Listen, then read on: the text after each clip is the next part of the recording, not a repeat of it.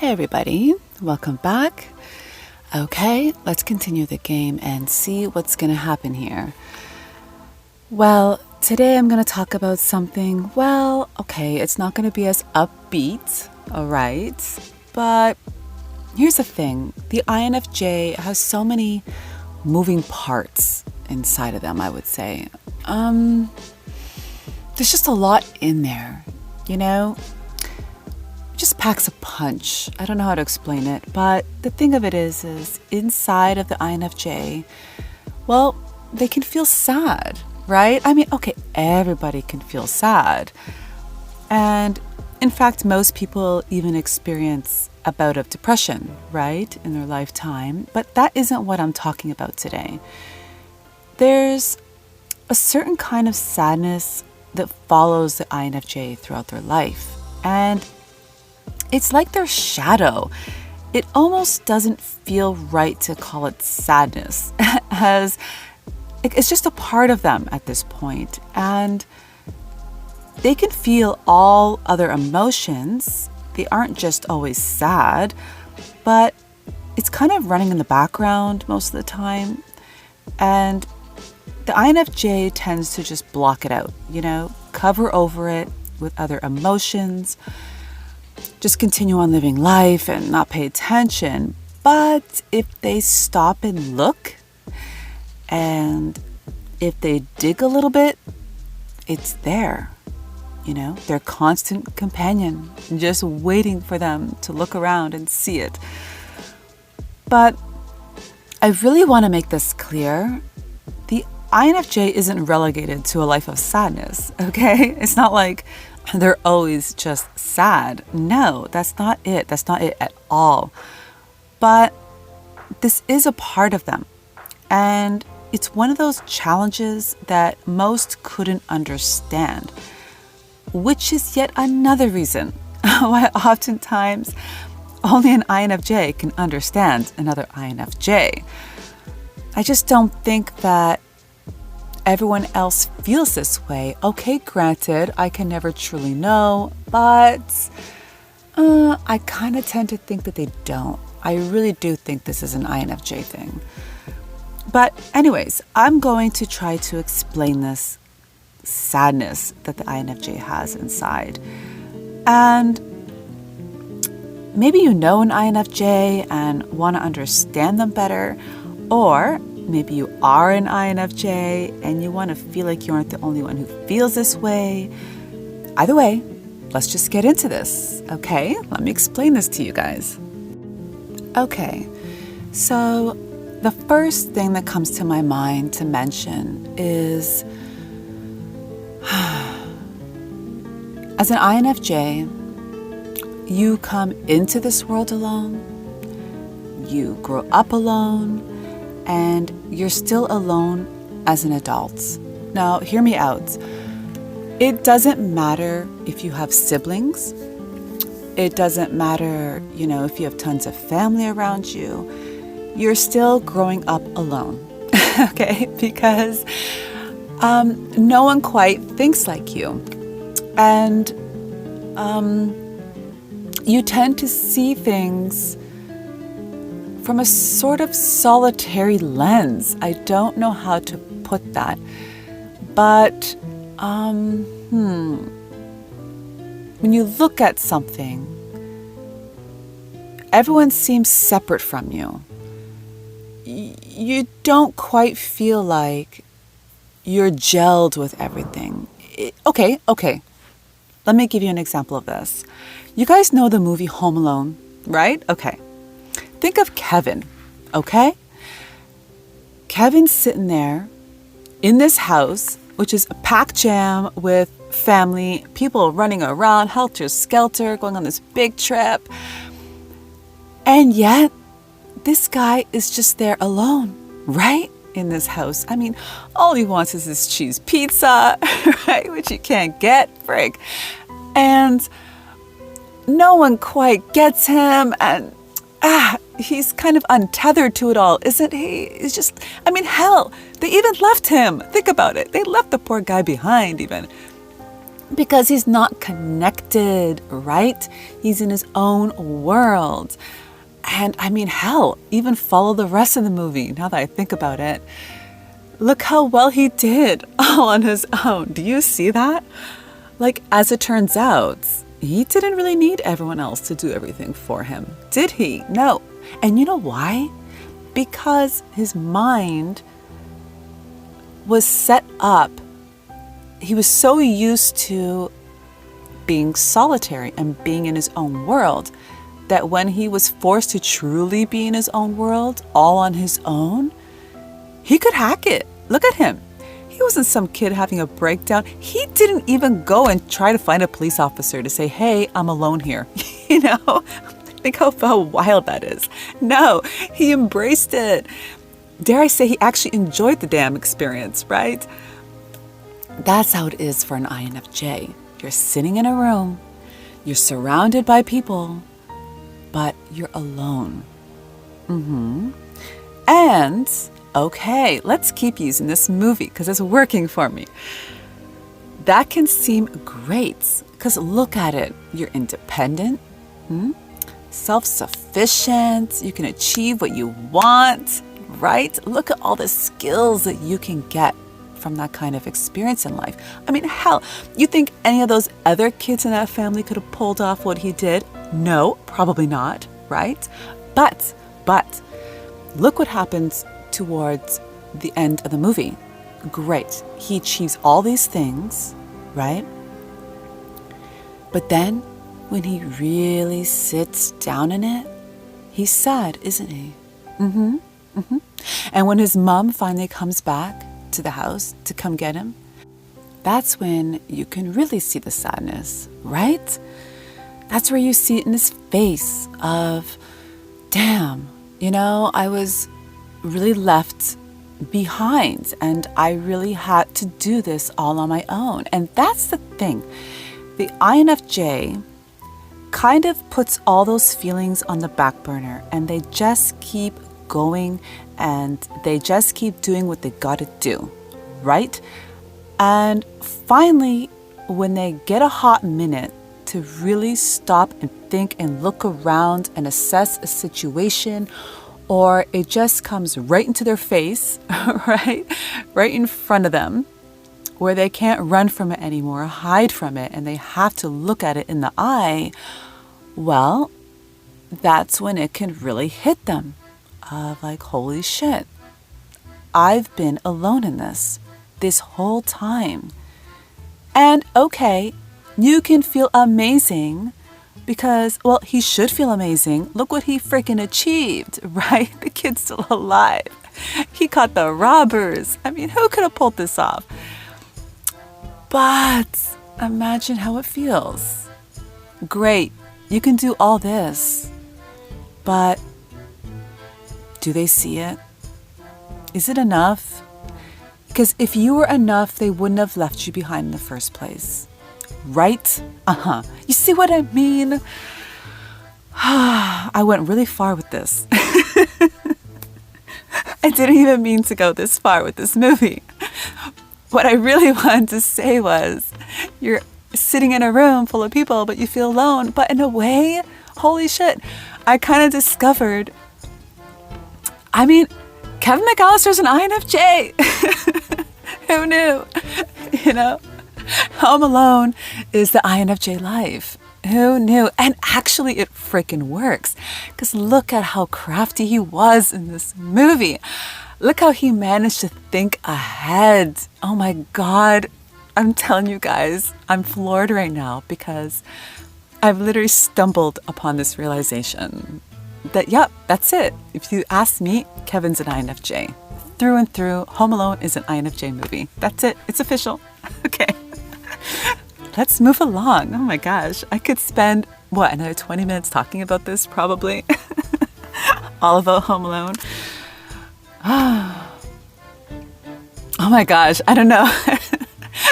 I'm kind of like, I can't stop like grinning at this and just laughing at this. Because I really could go into so many other parts of this movie. Like, look at the things he thought about. Okay, I'm moving on. Okay. Okay. Back to the INFJ. Yes, let's stay on track. Something else I want to say is INFJs are kind of removed from society somehow. Okay? It's like you have your whole world within this world, you know? And I hate to do this to you guys, but I'm going to do it. No, don't worry. I'm not going to reference Home Alone in this, but I am going to reference a different movie because I already thought of the perfect way to describe this, okay?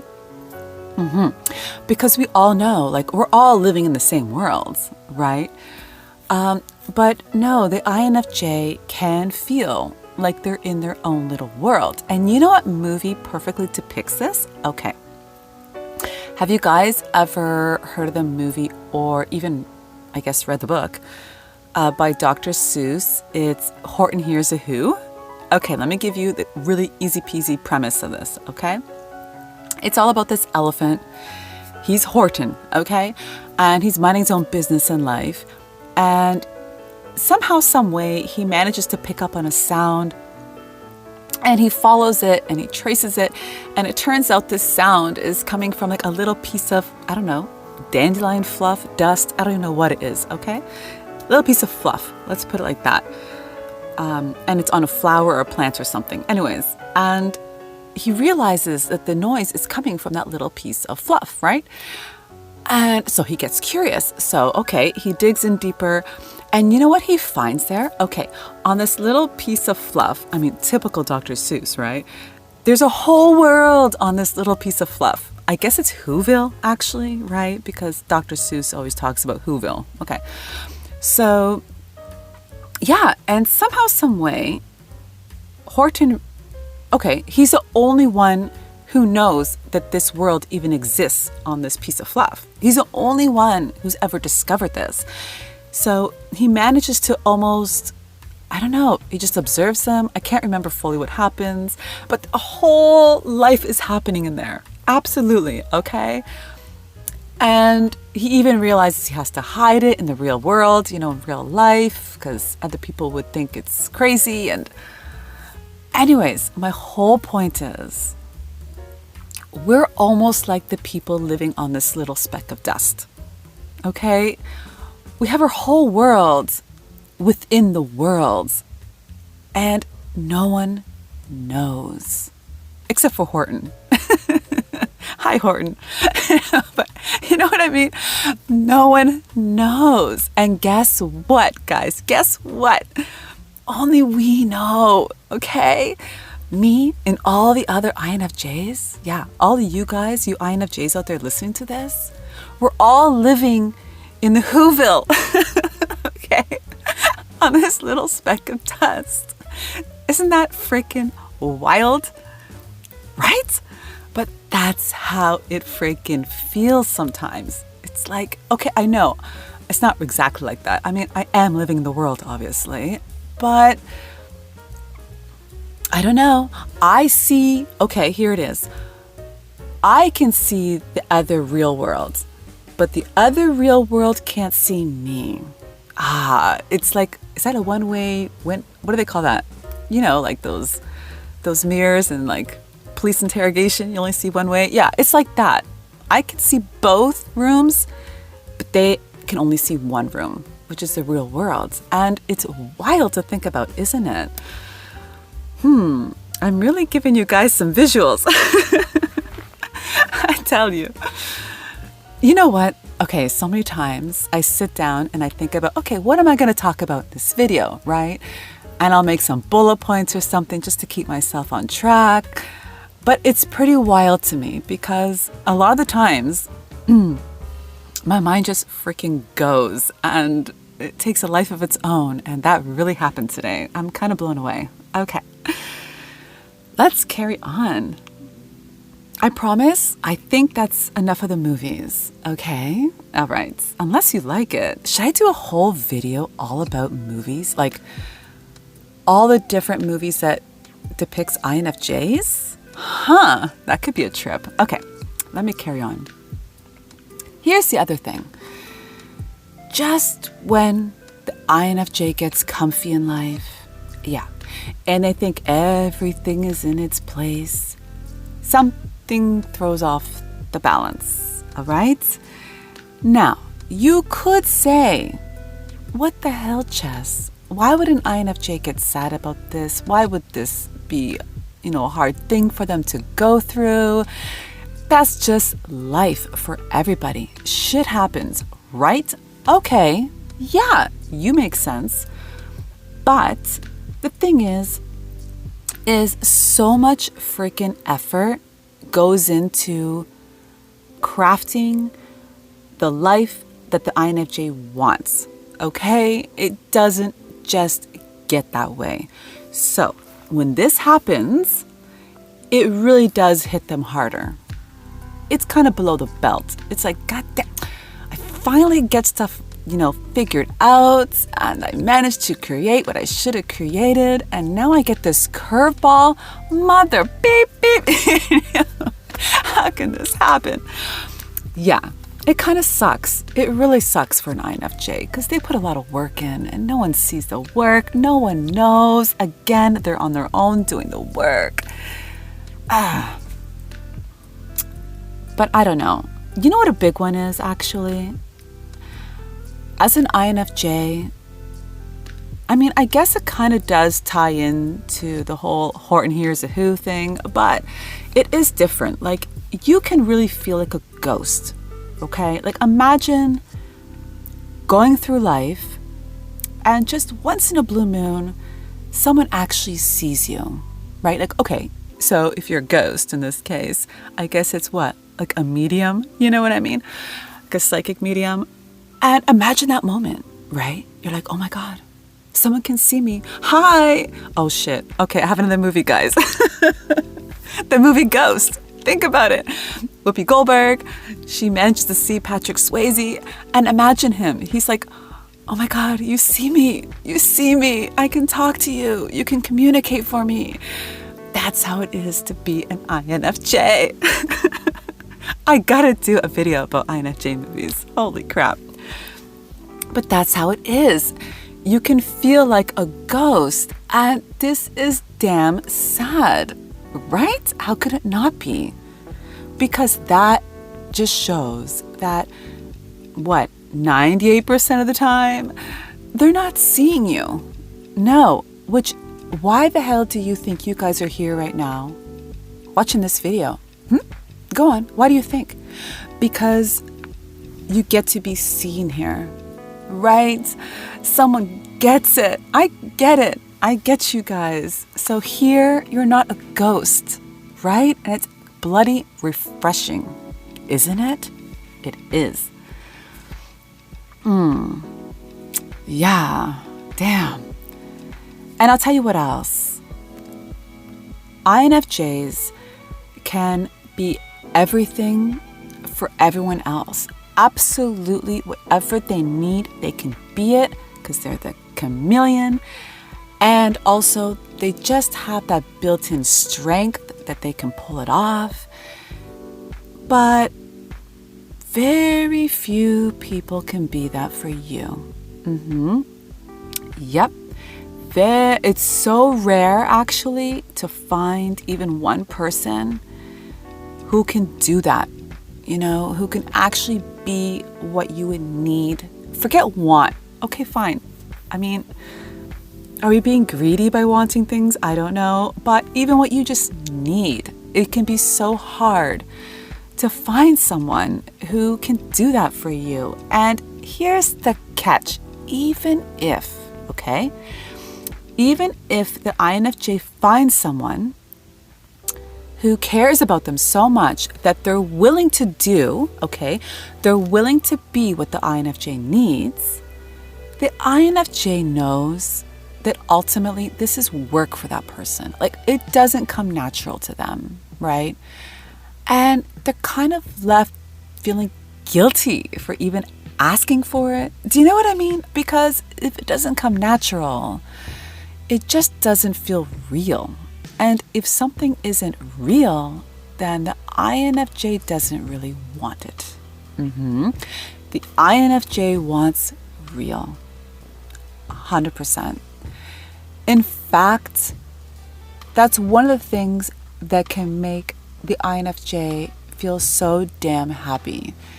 Imagine your perfect day, INFJs.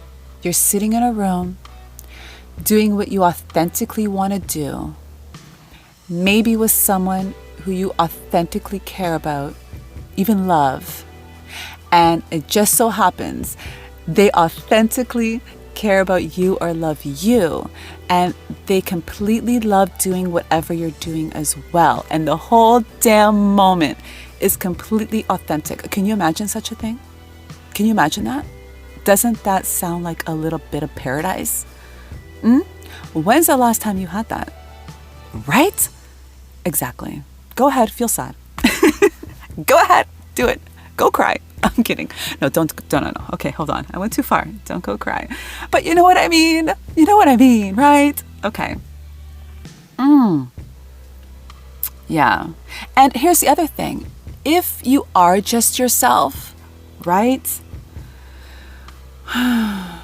Well, that's the thing. You kind of feel like you can't fully be yourself because, okay, well, not all of who you are anyways, because it would just affect too many people, right? And yeah, if you did that, you kind of have to, okay, imagine a circuit, like a circuit board, or I don't know a lot about these things, okay? But I know like a smidge. So if an INFJ is forced to keep the paths open, okay? Like the paths, what do I mean by this? How can I explain this? All the options are open. Even if they don't want it, they keep it open for everyone else, to keep everyone else happy. And if the INFJ actually zeroed in on what they truly wanted, that would close off the pathways in the circuit. And the whole damn circuit system would crash, Nothing would work. It's almost as though everything going on in the INFJ's life around them depends on the INFJ keeping everything open for everyone else, even though it's not what they want. Does that make sense? And well, that can make them sad because again, it's like they have to live this life that isn't curated for them just to keep everyone else happy, but yet, seemingly so anyways, everyone else has the options to do exactly what they want, right? Damn, right? It's kind of like we're living in a matrix. Like we're aware of the matrix, but do we really want to be the ones to expose it? Like, do we really want to be the ones to pull back the curtain on it?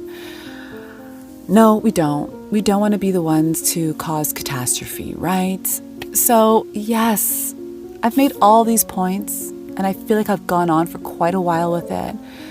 But these are all the things that go on in the INFJ mind, even if they don't think about it. It's happening, I think, subconsciously, it's there in the background. We're aware of it. And, well, it kind of makes for a life that doesn't always feel amazing, right? So that's tough. But alas, here goes another game. And I'll see you guys in the next video. Okay? Take it easy. Don't dwell too deep into this. Don't get sad. Okay? I love you guys. I'll see you guys in the next video. Take it easy.